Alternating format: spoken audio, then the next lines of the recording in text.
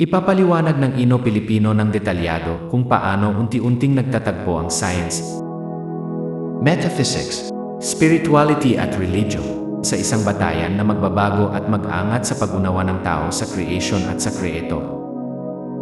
Ito ay magtatatag, mag-ugnay, at magpapalawak ng kaalaman at karunungang nakuha mula sa mga relihiyosong teologo at siyentipiko sa loob ng libu-libong taon upang matulungan kang maglakbay patungo sa mabilis na pag-angat tungo sa mas mataas na pag-unawa sa hindi mababagong katotohanan.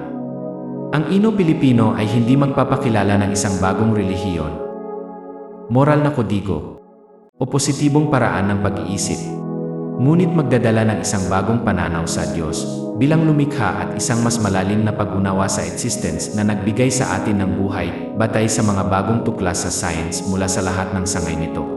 Mula sa kalamang ito, isang bagong paraan ng pamumuhay ang inyong matutuklasan.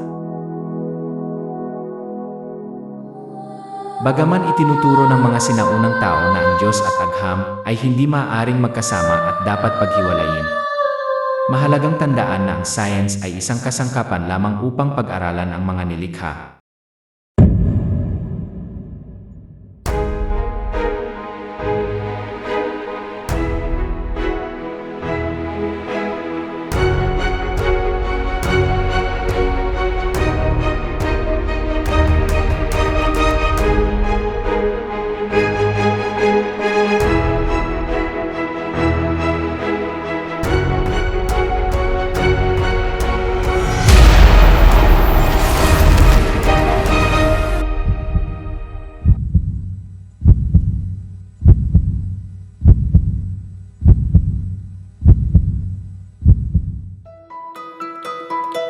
Alisin ang mga kaliskis mula sa iyong limitado na paningin at kakayanang intelektual at tingnan ng malinaw na dapat walang hindi pagkakapantay-pantay, kundi iisang intensyon upang ipahayag na ang lahat ay nagmula sa banal na kamalayan o divine consciousness.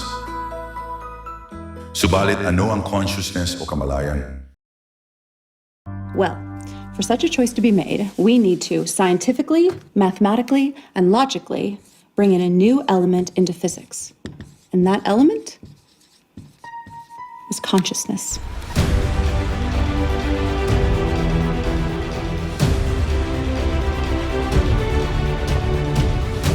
Mayroong apat na uri ng consciousness. Una, universal consciousness. Pangalawa, divine consciousness. Pangatlo, human consciousness. At pang-apat, Christ consciousness. Ang Christ consciousness ay isang estado na lumampas sa tradisyonal na mga hangganan ng relihiyon at kumakatawan sa isang universal ideal. At ito ay ang unconditional love. Subalit sa human consciousness, ito ay ang peace, equality, justice, freedom, love,